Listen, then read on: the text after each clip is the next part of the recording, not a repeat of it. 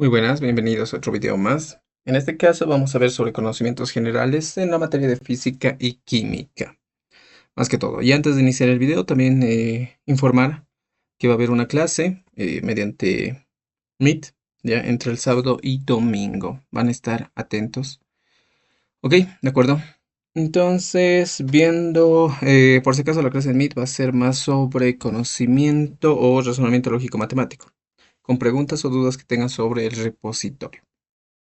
Bien, a pedido de alguien, de nuestras personas que nos siguen, se pidió que se explique un poco más sobre conocimientos generales, en especial de la materia de física y química, que no sé si entre tanto, pero sí veamos algunos conceptos generales. No he visto que se entre en ejercicios como tal, sino más el manejo de conceptos. Vemos la pregunta número uno que plantea el repositorio, que dice un cuerpo se desplaza en línea recta correspondiendo distancias iguales en intervalos de tiempos iguales, donde la cinemática, ¿qué característica define este tipo de movimiento? Muy bien, vamos a hablar de dos tipos de movimiento. Primer movimiento es el MRU, llamado el movimiento rectilíneo uniforme. En el movimiento rectilíneo uniforme, ya, el cuerpo avanza a distancias iguales en tiempos iguales. Digamos, aquí puede avanzar 2 metros en, pongámosle 3 segundos, digamos.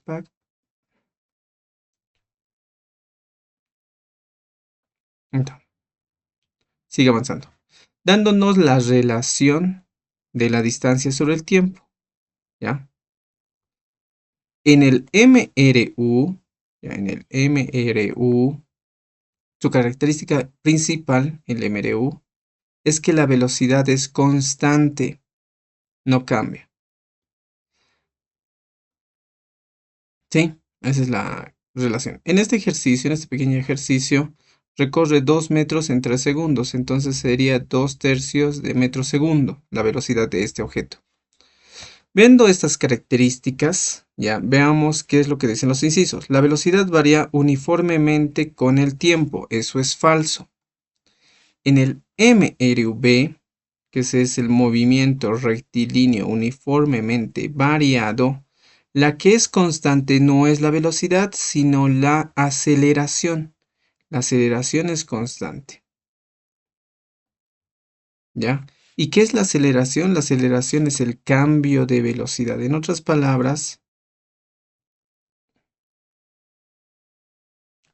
si digamos este objeto está yendo a una velocidad de 5 metros segundo, después de un determinado tiempo, este va a cambiar uniformemente también, ¿ya? Porque eso dice uniforme.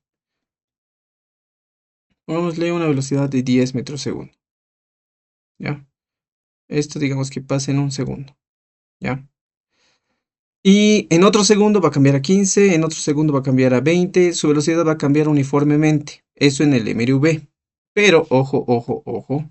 Aquí me dicen un desplazamiento rectilíneo donde recorre distancias iguales en tiempos iguales, distancias iguales en tiempos iguales, distancias iguales en tiempos iguales, ¿ya? Estamos hablando de un MRU. La característica del MRU es que la velocidad es constante. Muy bien, aquí como varía, no es esta respuesta. La aceleración es constante, esto le pertenece al MRV, en donde la velocidad, por si acaso, este cada vez va cambiando a distancias más lejanas a medida que va alejándose. Puede ser que avance 5 metros al inicio, después avance 15 metros en la siguiente, ¿ya? Y después avance unos 25 metros en el siguiente segundo. Esto en cada segundo. Cada vez se va alejando más. Esa es la característica del MRV. Entonces tampoco es este, ¿ya? Recordemos que el MRV es de aceleración constante. La velocidad permanece constante. Eso sí es del MRU. El movimiento depende de una fuerza neta variable. El movimiento, por si acaso esta es una aclaración importante, el movimiento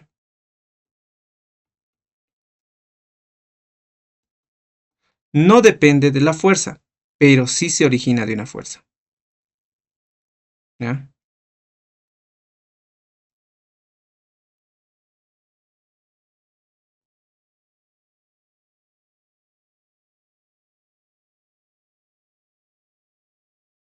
Imagínense el de un balón, ¿sí? Una pelota de fútbol en la cual ha sido pateada al inicio y bueno, tiene su propia velocidad, tiene su propio movimiento, va con su propio movimiento, ¿verdad? Esto se va a ir moviendo por sí solo, así, ¿sí? Pero no es necesario que mi pie vaya acompañando al balón durante toda su trayectoria, ¿verdad? O sea, sería insulso. Entonces aplico una fuerza para generar el movimiento, pero no mantengo la fuerza en todo su movimiento. Entonces no es dependiente a la fuerza, pero sí origen de la fuerza. Ok, vamos con la número 2, donde vamos a intentar explicar un poquito más sencillo esta situación. Que dice así: en física la aceleración es una magnitud fundamental para describir el movimiento, que expresa correctamente el concepto de aceleración. En física la aceleración es una magnitud fundamental para describir el movimiento. ¿Ya? Pongamos aquí la fórmula de aceleración. La aceleración en su concepto más sencillo es el cambio de velocidad. Cambio. Ese triangulito que he puesto es cambio, ¿ya? Cambio de velocidad. Si no cambia su velocidad, o sea, no va cada vez más rápido, entonces no es un cuerpo acelerado. Pero ojo, puede ir cambiando su velocidad lentamente, ¿ya? Por ejemplo, un auto que recién está arrancando como... O los trenes, ¿ya? Un tren al inicio es como... Y va acelerando poco a poco. En cambio, un Ferrari, no sé, un auto rápido que va a cambiar su velocidad rápidamente. ¿Ok? Bien, ¿qué expresa correctamente el concepto de aceleración? Vamos a ver cada uno de los incisos. La distancia recorrida por unidad de tiempo. Si yo coloco distancia recorrida en relación al tiempo, este es el concepto de velocidad y no de aceleración. ¿Ya? Entonces el inciso A no es correcto. La rapidez máxima alcanzada por un cuerpo. La velocidad tiene que ver mucha equivalencia con la rapidez. ¿Ya? Pero la rapidez máxima no es definido por la aceleración, ¿ya? Un cuerpo tiene que ir cambiando. Mientras haya cambio, existe aceleración. Si ya ha llegado a una rapidez máxima, entonces significa que ya no va a cambiar más, por lo tanto ya no existe aceleración, ¿ya? Entonces al llegar a la rapidez máxima, la aceleración ya es nula. La variación de la velocidad respecto al tiempo. Ah, aquí está. Les he dicho, ¿qué es la aceleración en el concepto? Es el cambio de velocidad respecto al tiempo. Esa es la definición de aceleración. Por lo tanto, el inciso C es el correcto. Vamos a ver y analizar el inciso D. La fuerza que actúa sobre el objeto. Muy bien, si yo tengo un cuerpo, ¿ya? Y hay una fuerza que está siendo aplicada, eh, y decir qué tipo de fuerza es esto, decir que esto es aceleración es incorrecto, ¿ya? Ahora, ¿qué tipo de fuerza puede recibir el objeto? Bueno, eso es meterse en un campo de la física un poco más teórica, ¿ya? Porque la fuerza en sí no tiene una definición como tal, pero sí tiene efectos, ¿ya? Veamos con la pregunta 3. Dice si un objeto cae libremente o verticalmente bajo una acción exclusiva de la gravedad, despreciando la resistencia del aire. ¿Qué tipo de movimiento describe esta situación? Ok, vamos a poner aquí un cuerpo.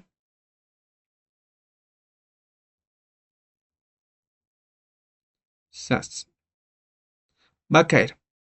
Esto va a estar influenciada por una aceleración llamada gravedad. Ya la gravedad es una aceleración. Bien, movimiento rectilíneo uniforme. Recordemos el siguiente concepto. En el movimiento rectilíneo uniforme, la velocidad es constante, o sea, no cambia. Por lo tanto, no hay cambio de velocidad y como no hay cambio de velocidad, no hay aceleración, es cero. ¿Por qué? Si hay cambio de velocidad, hay aceleración. Si no hay cambio, no hay aceleración. Entonces, no es el movimiento rectilíneo uniforme. Vamos con el movimiento circular uniforme. Movimiento circular uniforme. En el movimiento circular uniforme sí hay una aceleración, ¿ya? Pero se le llama aceleración centrípeta. Por más que la velocidad también es constante en su módulo, o sea, en su valor numérico, la aceleración, o bueno, en el movimiento circular, la velocidad tal vez no cambia en su valor numérico, pero cambia en su dirección, ¿ya? O sea, primero apunta hacia el horizonte, en otra posición apunta hacia la vertical. Notan, o sea, va cambiando su flechita hacia donde apunta la dirección de la velocidad. Ese cambio de la flechita direccional de la velocidad, ¿ya? Genera una nueva aceleración que siempre apunta al centro, llamada aceleración centrípeta. Se llama centrípeta porque apunta al centro, centrípeta, ¿ya? Entonces, el movimiento circular uniforme sí tiene aceleración, pero la aceleración centrípeta. Movimiento uniformemente acelerado. Ese es conocido como el MRV.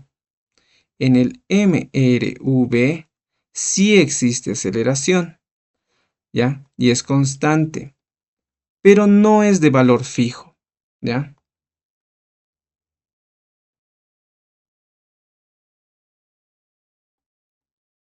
O sea, esto depende del móvil. Puede tener un móvil con una aceleración de 2 metros segundo al cuadrado y puedo tener, no sé, otro móvil al cuadrado, digamos, esa es esa aceleración. Puedo tener otro que tenga 5 metros segundo al cuadrado, ¿ya? Cada móvil tiene su propia aceleración y esa aceleración es constante, pero no es de valor fijo. Veamos a ver aquí, movimiento oscilatorio. Aquí ninguno de los tres cumpliría. Bueno, movimiento oscilatorio más o menos es un movimiento así, ¿ya? El 3 sería el más correcto, ya uniformemente acelerado, porque la aceleración es la gravedad, pero en el repositorio, por si acaso, te dice que es caída libre, o se le llama caída libre, ¿ya? Esa sería la respuesta correcta, según el repositorio. Pero también es un movimiento uniformemente acelerado. La caída libre es un MRV, ya por si acaso, es un movimiento rectilíneo uniformemente variado o movimiento rectilíneo uniformemente acelerado. ¿Ya? Uniformemente acelerado. MUA también. No sé, hay algunos libros peruanos que le llaman MUA al movimiento rectilíneo uniformemente variado, ¿ya? Pero ¿cuál es su característica? Que su aceleración tiene un valor fijo, ¿ya? Un valor que no cambia para todos los cuerpos. Todos los cuerpos tienen esa aceleración, que es 9.81 metros segundo al cuadrado, ¿ya? Esa es la característica de un movimiento que actúa en caída libre o en movimiento vertical. ¿Ya? Entonces, no olvidarse eso. En caída libre es un movimiento acelerado, pero con un valor fijo de aceleración. ¿Ya? En la primera ley de Newton establece una condición fundamental sobre el estado de movimiento de los cuerpos. ¿Qué afirma esta ley? Bien, hay tres leyes de Newton. ¿Ya? Vamos a hacer la primera ley. La primera ley te dice que un cuerpo está quietito, y así está con velocidad cero o velocidad constante también, constante que no cambia, hasta que interviene una fuerza externa, o sea, va a venir una fuerza externa a alterar el sistema y esto va a hacer que el cuerpo acelere, ¿ya? O sea, va a haber aceleración en el sistema. Esa es la primera ley. Para tener algunas referencias de la segunda ley simplemente es la fórmula que se ve en dinámica. ¿Ya? La segunda ley es fuerza igual a masa por aceleración, o decir también que la fuerza es directamente proporcional a la aceleración. O sea, si hay fuerza va a haber aceleración. ¿Ya? O si hay fuerza va a haber origen de movimiento o va a haber un cambio en su velocidad. Antes estaba quietito o estaba con velocidad constante, pero al aplicarle una fuerza yo estoy generando más movimiento. ¿Ya? Y la tercera ley, la más conocida como acción y reacción, ¿ya? O sea, te pego y me pegas, o sea, acción y reacción. No puedes tocar sin ser tocado, ¿ya? Esa situación. Veamos cuál cumple. La aceleración es proporcional a la fuerza aplicada. Eso es la segunda ley de Newton, ¿ya? Un cuerpo conserva su estado si la fuerza neta es cero. Esto no es ley de Newton, pero sí es una... esto habría que analizarlo, ¿ya? Esto podría darnos un pantallazo de la primera ley de Newton, pero hablado en otras palabras. A toda acción corresponde una reacción. Esto es la tercera ley de Newton. La fuerza depende de la masa y la velocidad. Esto ni siquiera es una ley y ni siquiera es cierta, ¿ya? Entonces, totalmente incorrecto. Dándonos alusión de que el inciso B es el correcto en este caso. Ya, un cuerpo conserva su estado, quiere decir va a estar en velocidad cero o velocidad constante mientras no exista fuerza, ¿ya? Entonces no va a haber un cambio de velocidad. Entonces el inciso B es otra forma de explicar el fenómeno de la primera ley de Newton. La primera ley de Newton directamente te dice que un cuerpo está a velocidad constante o cero hasta que una fuerza externa altere y genere aceleración en el sistema. ¿Ya? O sea, cambie. De velocidad cero empieza a moverse o de una velocidad constante empieza a ir más rápido. Es una forma en la que se puede explicar también B, en otras palabras. Un cuerpo se queda quieto o está en su estado hasta que una fuerza que no sea cero venga y altere. Vamos con la pregunta número 5. La inercia es una propiedad fundamental de la materia, como se define correctamente la capacidad de realizar trabajo. ¿Ya? El inciso A, la capacidad de realizar trabajo es la energía, así se le llama a la capacidad de realizar trabajo. Un cuerpo realiza trabajo, entonces tiene energía. B, resistencia al cambio de su estado de movimiento. Perfecto, esa es la respuesta y ahorita lo voy a explicar por qué, pero vamos a ir deduciendo las demás que no, porque no son. La fuerza que mantiene un cuerpo en reposo, ¿ya? Esta definición se le llama estática. ¿Ya? Y hace que todas las fuerzas sean cero. Bueno, es un principio de estática. Energía asociada a su masa. Bueno, esto va más con el concepto, creo, de Einstein, ¿ya? Energía asociada a su masa. Pero también puede significar bastantes otros conceptos. Pero la respuesta correcta es la B, ¿ya? ¿A qué se le llama inercia? La inercia es a la cantidad de materia que se resiste. Un ejemplo muy sencillo, ¿ya? Imaginemos un auto de 1 tonelada y un baloncito de 1 kilogramo. Ambos van a una velocidad de 1 metro segundo. Ahí está, 1 metro segundo. Y tú te pones al frente de uno de los dos, ¿ya? Ok, tú al ponerte al frente de uno de los dos, tú vas a poder detener a uno y el otro no. Aunque ambos vayan a una velocidad muy baja, tú con tus pequeños bracitos de fuerza vas a querer detenerlos. Va a ser más difícil detener al auto de 1 tonelada porque tiene más masa que a la pelota de 1 kilogramo. ¿Ya? Se está más fácil detener esto con tus propios brazos. ¿Por qué razones? Porque el auto tiene más inercia. ¿Ya? Y alguno ha debido escuchar masa inercial, por ejemplo. El concepto de masa inercial. Este tiene menos inercia.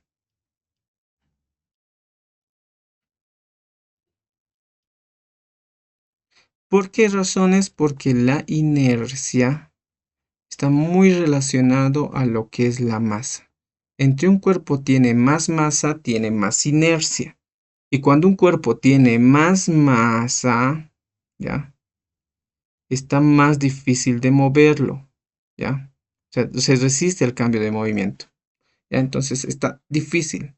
Mientras, si el cuerpo tiene menos masa, va a ser más sencillo de moverlo, ¿ya? Ok, entonces prácticamente la inercia es la resistencia al cambio de su estado de movimiento. Va a ser más fácil o menos fácil moverlo.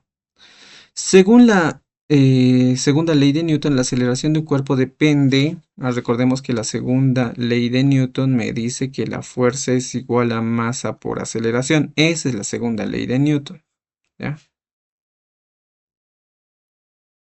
La segunda. Dame la segundita, dame la fuerza, masa por aceleración. Ok, la velocidad inicial y el tiempo. No, velocidad inicial y tiempo no tienen nada que ver con la fuerza. La energía cinética de un cuerpo. ¿Ya? Aquí vamos a aclarar una cuestión. La energía cinética de un cuerpo depende de la velocidad del cuerpo. ¿Ya? Pero no depende de la fuerza, no tiene nada que ver con la fuerza ni la aceleración. La fuerza neta aplicada y la masa. Ah, aquí están. Recordemos que la aceleración tiene que ir acompañada por la fuerza y la masa. Desplazamiento y rapidez, y no tiene nada que ver. ¿Ya? Por si acaso, este concepto también puede ser la definición de la aceleración, ¿verdad? Velocidad sobre tiempo, la relación. Esto sí es correcto, pero no está según la ley de Newton. Ya es la definición en cinemática. Vamos a ver en 7. ¿Ya? El estudio de la dinámica de la física analiza las causas que producen cambio de movimiento en los cuerpos y en su forma. En este marco, ¿cuál de las siguientes opciones define de manera más adecuada el concepto de fuerza? Eh, la fuerza, por si acaso, no tiene un concepto como tal físico, pero sí tiene, sí sabemos lo que puede realizar o lo que puede hacer. Por ejemplo, a un balón. Si yo pateo a un balón, este va a generar aceleración, genera movimiento. ¿Ya? Entonces puede generar movimiento. Pero ahora imagínense que yo lo pongo al balón, ¿ya? En una pared. Y está bien incrustado en la pared, o sea, está ahí quieto y yo le empiezo a patear al balón. El balón, perdón, el balón no va a irse disparado por otros lados, más bien va a generar una deformación, o sea, se va a aplastar un poquito. Por lo tanto, la fuerza también puede generar deformación. En el caso de que no genere movimiento, genera deformación. Ya, imagínate que tú pegas en un vidrio en un vidrio, ¿verdad? Y tus manos vas a ver que se van deformando, ¿ya? El musculito de tus manos se deforma en el vidrio, ¿verdad? Entonces, aplicas fuerza y deformas algún cuerpo. No generas movimiento, puedes generar vibración en el vidrio o en la pared. Entonces, la fuerza o bien genera deformación o bien genera movimiento. También en su definición puede ser que la fuerza sea un vector en su naturaleza. Pero veamos qué nos indica los incisos y va con lo que hemos dicho. Una propiedad exclusiva de los cuerpos en reposo. No tanto. ¿Ya? Si un cuerpo está en reposo, quiere decir que la fuerza es igual a cero. ¿Ya? Si está en reposo, significa que la sumatoria de todas las fuerzas es igual a cero. Una interacción capaz de modificar el movimiento o producir deformaciones. Ah, lo que les he dicho. Es una interacción capaz de modificar el movimiento o producir, generar movimiento o deformaciones. ¿Ya? Una magnitud escalar asociada a la energía. Magnitud escalar asociada a la energía, por si acaso en el inciso C, esto está hablando del trabajo. El trabajo es una magnitud escalar que se asocia a la energía. Un tipo de movimiento acelerado. El inciso D está hablando del MRV o caída libre también, cualquiera de los dos movimientos. MRV o caída libre. La caída libre también es un movimiento acelerado. Vamos con la 9. En física, el principio de conservación de la energía permite explicar comportamientos de los sistemas físicos según el principio cuál de las siguientes afirmaciones es correcta. Vamos a ver inciso por inciso. La energía se crea cuando aumenta la velocidad. Ok, hay un principio fundamental en donde te dice que la energía no se crea ni se destruye. ¿Ya? En otras palabras, la energía inicial es igual a la energía final. ¿Ya? No se crea ni se destruye.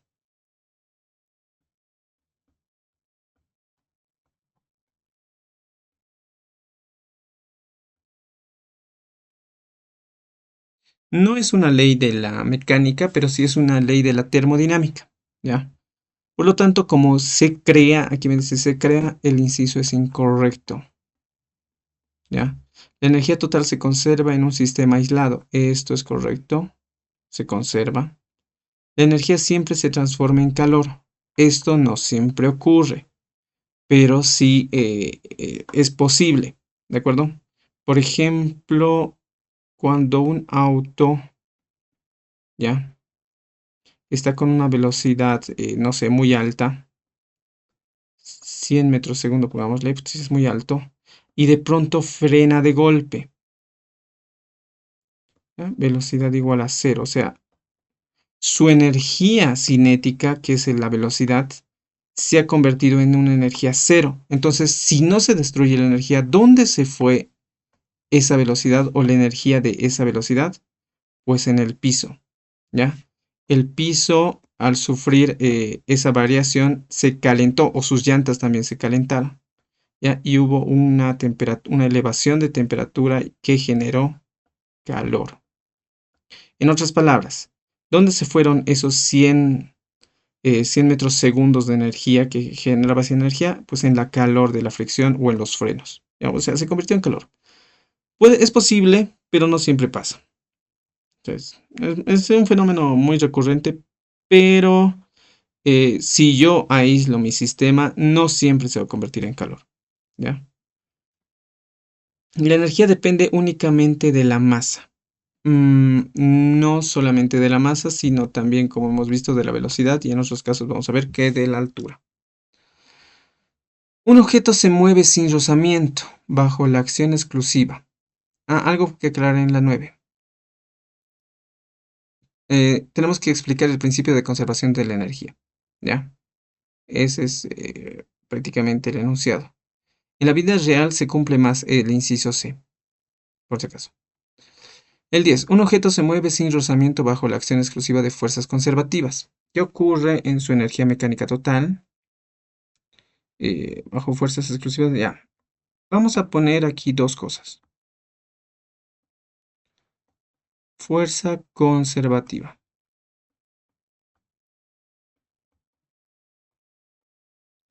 Hay dos fuerzas conservativas, ya. Una se llama peso y otra se le llama fuerza elástica. ¿Ya? Esta elástica viene de resortes, ¿ya?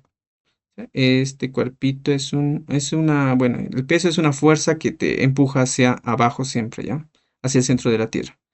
La elástica viene de resortes, ¿ya?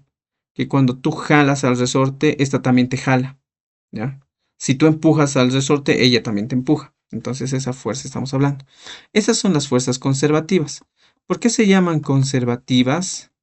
Porque conservan la energía, ¿ya?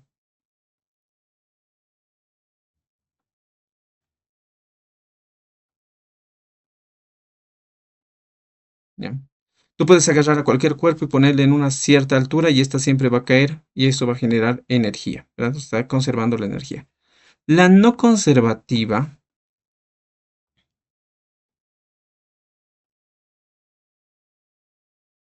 la podemos reducir en una sola palabra. Fricción, ¿ya? La fuerza de fricción, ¿ya? Hace que no se conserve la energía, más bien la energía se va a convertir en otro tipo de energía, pero una energía que no sirve, llamado calor. El mismo ejemplo que el anterior ejercicio. Por lo tanto, fuerzas conservativas. ¿Qué ocurre con la energía mecánica total? ¿Aumenta constantemente? No. ¿Disminuye con el tiempo? No. Hemos dicho que la energía se conserva. ¿Permanece constante? Este es el correcto. ¿Se transforma completamente en energía térmica? No. Esto ocurre más con fuerzas no conservativas. ¿De acuerdo? Y disminuye con el tiempo también se refiere a fuerzas no conservativas. No conserva. No lo hace constante. 11. En una carga eléctrica de prueba se coloca en una región de espacio donde existe un campo eléctrico, donde el punto de vista físico, el campo eléctrico se define como... Muy bien. Vamos a hablar aquí de dos cositas. El protón y el electrón. ¿De acuerdo? Protón carga positiva, electrón carga negativa. estos dos se atraen, ¿ya? Estos dos como que se gustan. Pero ojo, se gustan porque hay algo llamado campo eléctrico. ¿Y cómo funciona el campo eléctrico? Pues el positivo siempre da al negativo. Positivo da, negativo recibe. ¿Ya? Esa es la característica del campo eléctrico. Como el positivo es un generoso dador y el negativo es pues es un recibidor, un receptor, ¿ya? Estos dos se complementan. Por lo tanto, yo puedo generar un campo eléctrico de puros positivos en una pared y en otra pared puros negativos. Tac, tac, tac, tac, tac, tac, tac. Entonces aquí adentro en el interior va a haber positivos dando negativos.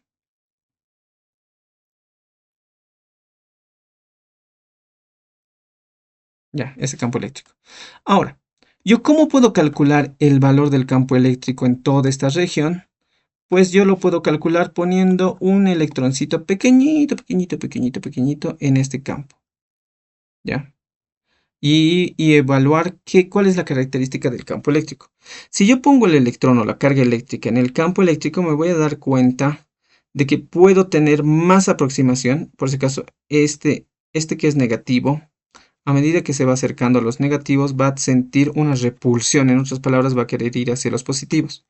Pero si lo acerco hacia los positivos, va a querer ir más hacia los positivos. En otras palabras, el campo eléctrico en esta región para el electrón, para esa carga negativa, es más fuerte. Mientras en esta área va a ser más débil. Entonces, depende mucho en la posición del electrón en la que se encuentre dentro del campo eléctrico. Vamos a ver cómo se define. Es la energía eléctrica almacenada en la región. Cuando hablamos de energía, ¿ya? En electricidad, esto por si acaso en electricidad, no en mecánica, en electricidad, energía, estamos hablando de otra palabra llamada voltaje. Por lo tanto, no es campo eléctrico, sino es voltaje la definición que tiene el inciso A. Fuerza total entre dos cargas. Esto se le llama la ley de Coulomb. Y el inciso B está hablando sobre la fuerza de dos cargas, que es KQ sobre distancia al cuadrado, donde las Q son cargas. ¿Ya? Entonces, esto es la ley de Coulomb, no es el campo eléctrico. La fuerza eléctrica por unidad de carga. Ahora aquí ya quiero que entremos. El inciso C sí está hablando del campo eléctrico. Les he dicho aquí que un electrón, una carga eléctrica, una unidad de carga muy pequeñita, entra dentro de este sistema o este campo eléctrico y va a sufrir aquí como que un debilitamiento, o sea, como una debilidad, y va a querer ser expulsado hacia los positivos. Y si lo pongo hacia este sector, entonces va a tener una fuerza de mayor atracción, ya por los positivos mismos. Entonces, sí está claro que es la fuerza eléctrica por la unidad de carga, ¿ya? Y en su fórmula lo dice.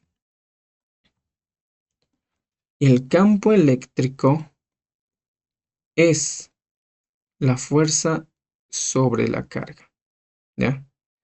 Esa es la ecuación de campo eléctrico en su definición. El flujo de cargas eléctricas. Bueno, esto está hablando de amperaje o corriente eléctrica. El inciso D habla de lo que es la intensidad de corriente eléctrica.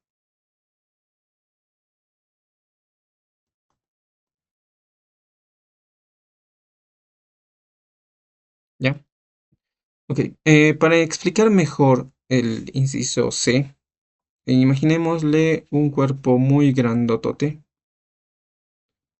positivo, que tiene un campo eléctrico a su alrededor de dar. ¿Ya? Es dador. Y un pequeño electrón que está atraído hacia él. ¿Ya? O sea, está atraída. ¿Con qué fuerza es la atracción? Entre más alejado esté el electrón, va a tener menos fuerza de atracción. Entre más cerca esté, más atracción va a tener. ¿Ya? Entonces, prácticamente es la fuerza dependiendo de la carga en la que se encuentre o la posición de la carga. ¿Ya? Tin, tin, tin, tin, vamos con la 12 y dice así. Un conductor eléctrico es recorrido por la corriente eléctrica constante. ¿Qué fenómeno físico genera alrededor del conductor? Ya, un conductor prácticamente es todo aquello que conduce corriente eléctrica. Ya, aquí digamos un cable es un conductor y sobre ella hay circulación de electrones.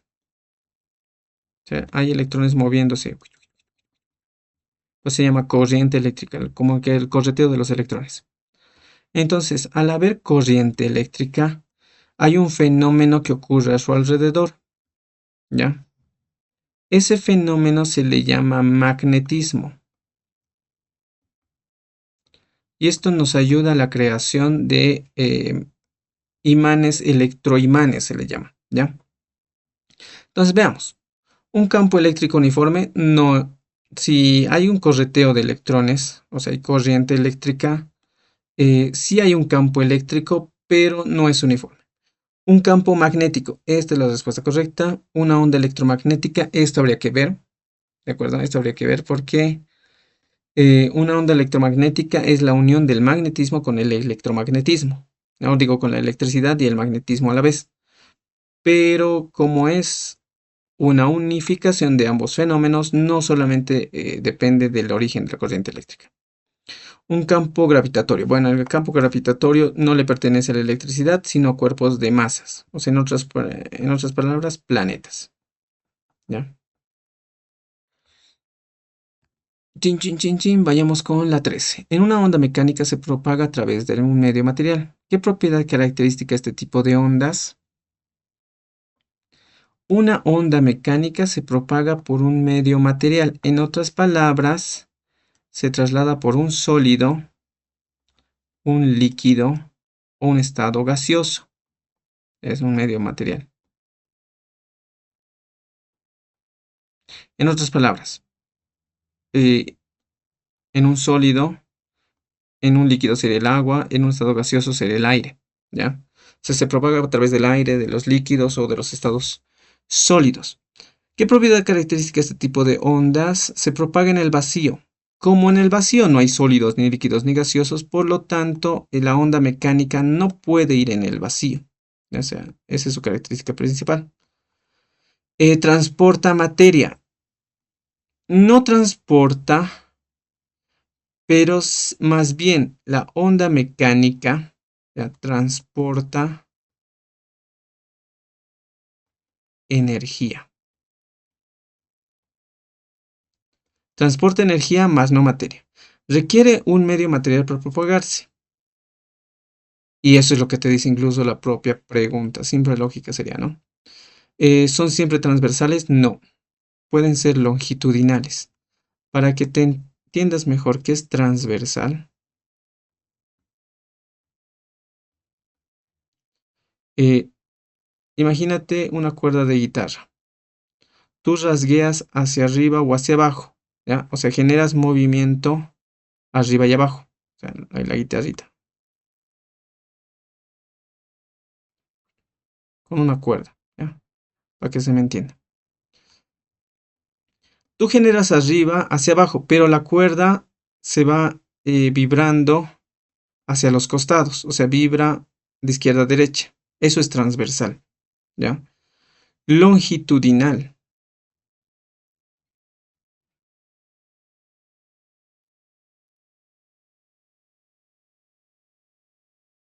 Ya longitudinal, ya está hablando más del sonido. El sonido es longitudinal. Es una onda que tú gritas, digamos, hacia la derecha y el sonido también se expande hacia la derecha, ¿ya? Tú gritas hacia la izquierda y el sonido también se propaga hacia la izquierda. ¿Ya? Eso es una onda longitudinal. Entonces, transversal se podría dibujar así. Longitudinal se podría dibujar así. ¿Ya? Ok.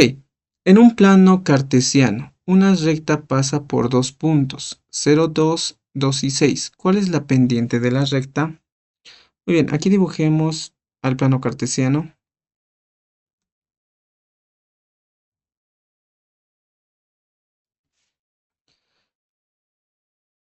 El eje cartesiano está en X y Y. Los primeros numeritos de mi par ordenado son las posiciones en X.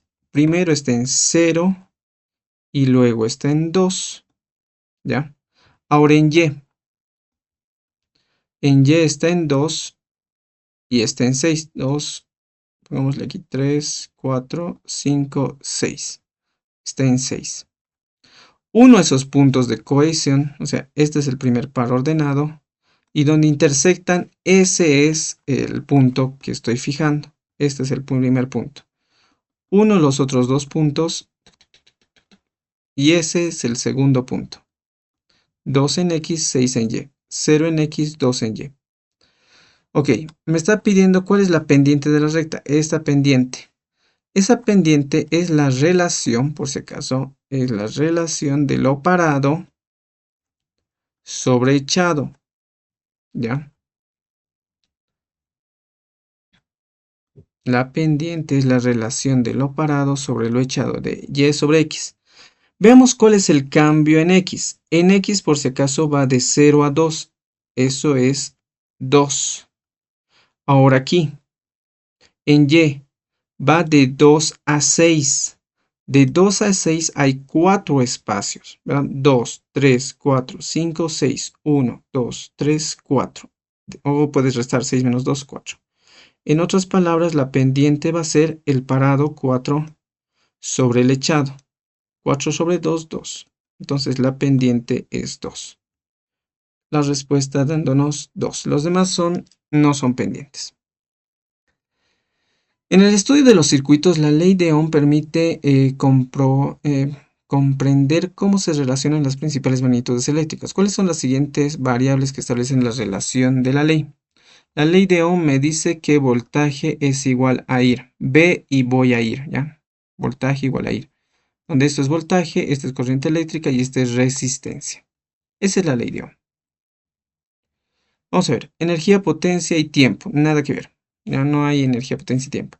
Corriente, voltaje y resistencia. Ah, aquí está. Voltaje, corriente y resistencia. Esa es la ley de Ohm. Carga eléctrica, no. Masa y fuerza tampoco tiene nada que ver. Campo eléctrico, distancia y carga tampoco tiene que ver. Energía, potencia y tiempo. Veamos con la energía en el inciso A. Debe estar hablando de la potencia es igual a la energía sobre el tiempo. ¿Ya? Este es el inciso A. El inciso C, carga eléctrica, masa y fuerza. Relacionar masa y carga eléctrica es muy complicado en electricidad. Tal vez sea la combinación de la ley de Coulomb. Este es Coulomb.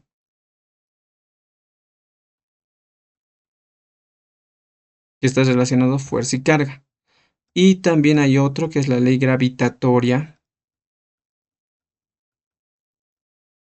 Y este es de Newton, que es una G, una constante, masa 1, masa 2 sobre la distancia al cuadrado. Ya son similares, son muy parecidas en su estructura, pero una es Coulomb y otra es gravitatoria. Puede que esté hablando de esa, o puede que esté hablando de un cuerpo que está girando en círculos, de una carga que está en círculos.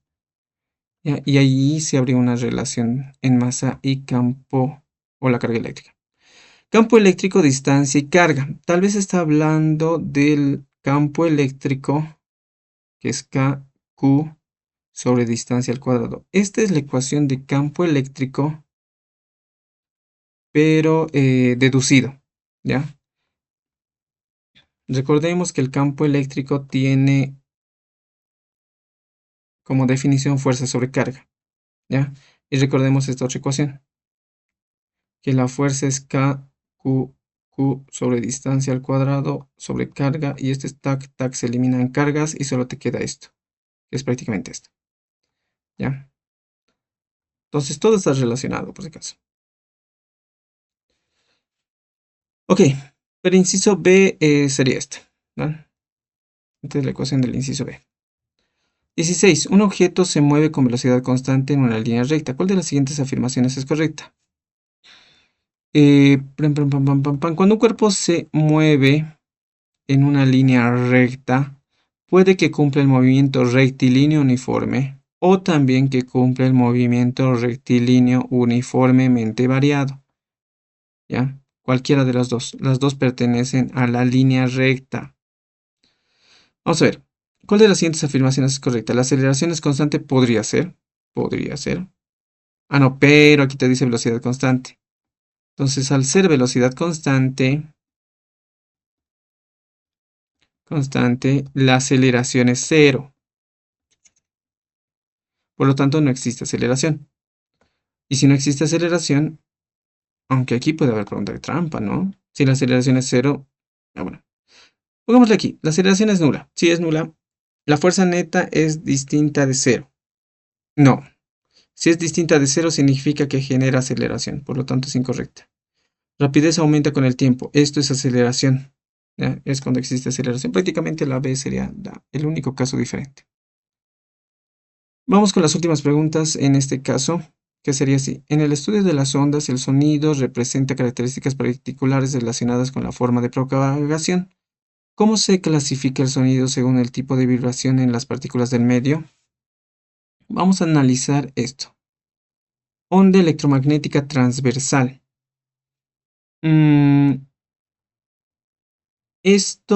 La onda electromagnética habla de la luz y no del sonido. ¿Ya? Onda mecánica longitudinal. Sí es una onda mecánica y es longitudinal el sonido. Onda mecánica transversal. Mayor no es transversal. Onda estacionaria. Una onda estacionaria es una onda que se encuentra entre dos paredes. ¿Ya? Y va generando como que una onda cíclica. ¿Ya? Esa es una onda estacionaria. 18. ¿Cómo se clasifica el sonido según el tipo de vibración de las partículas del medio? Hemos dicho que el sonido es longitudinal porque donde lo apunte va y de paso es mecánica. Electromagnética es la luz y no solamente la luz, la radiación, las ondas de comunicación, telecomunicaciones, ¿ya? Transversal mecánica sería prácticamente vibraciones, ¿ya? Terremotos, digamos, ¿ya? Longitudinal electromagnética tampoco iría con longitudinal electromagnética. 19. En el estudio de los fenómenos térmicos, la física distingue claramente entre los conceptos de calor y temperatura. Desde esta perspectiva, ¿cómo se define correctamente el calor? Vamos a ver. Energía interna de un cuerpo. La energía interna de un cuerpo tiene otro concepto y viene dada o marcada con una U. ¿Ya? A esto se le llama energía interna del cuerpo.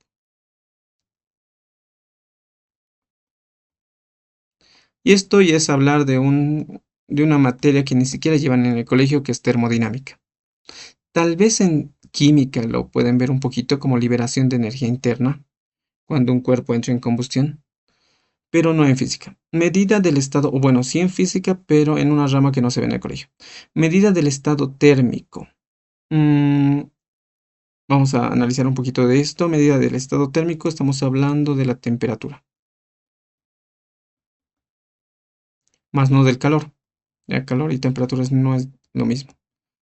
Y aquí, energía transferida por diferencia de temperaturas. Y esta es la definición del calor. ¿Qué es el calor? Es el flujo de energía. ¿Ya? Calor. Flujo de energía. Eso es calor. Imagínense un cuerpo o dos cuerpos. Uno esté a 5 grados centígrados y el otro esté, no sé, a 100 grados centígrados. Uno está a mayor temperatura que el otro. Por lo tanto, el calor va a querer ir a calentar al cuerpo más frío. Entonces va a ir del cuerpo más caliente al cuerpo más frío. Entonces ahí va a haber un flujo de energía. Ese flujo de energía que al final hace que los dos cuerpos estén a la misma temperatura, a eso se le llama calor. ¿Ya? Capacidad de almacenar energía. Esto no sé a qué mucho se refiere, puede haber muchos conceptos en cuanto al almacenamiento de energía. Energía potencial, por ejemplo, es un almacenamiento de energía. ¿Cuál es la finalidad principal del uso de un modelo físico? Veamos y analicemos cada uno de los incisos. Reducir exactamente o reproducir exactamente la realidad. Puede ser. Sustituir los experimentos. No puede ser posible. ¿Ya? Los experimentos son para entender la realidad. No necesitamos sustituir experimentos. Más bien necesitamos realizarlos para entenderlo, ¿ya? Es simplificar y explicar y predecir fenómenos. Puede ser también este, ¿ya? Eliminar variables del fenómeno. Más bien consideramos variables en la física y no eliminamos, pero sí se aíslan para poder entenderlo mejor un fenómeno físico. Va más al inciso C, que sería simplificar y explicar y predecir fenómenos, más que el inciso A, producir exactamente la realidad. El modelo físico interpreta, no reproduce, ¿ya? Interpreta la realidad.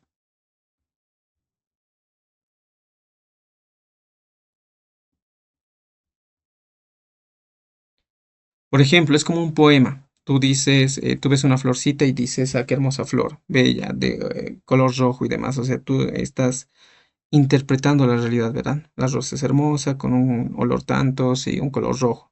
Interpretas lo que es la realidad de la rosa. Y en física igual se intenta interpretar la realidad de los fenómenos físicos, pero con fórmulas y no tanto con palabras. Bueno, hasta aquí sería la primera parte de esto de conceptos generales en cuanto a la parte de física. La segunda parte va a ser en química.